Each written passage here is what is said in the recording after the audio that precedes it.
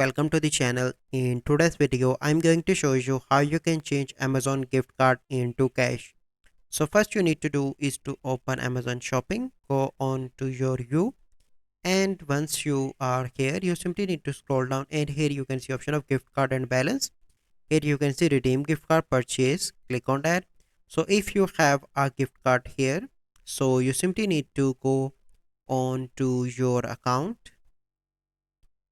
and here you need to click on your payments and here you need to go on to the overview, and if you have a gift card here you simply need to transfer that into your bank account, and after that you can pay out with from your bank account. So this is the only method possible. I hope you find this video helpful. If you find this video helpful, must like this video, subscribe to our YouTube channel for future videos. We'll see you in the next video. Thank you. Have a good day.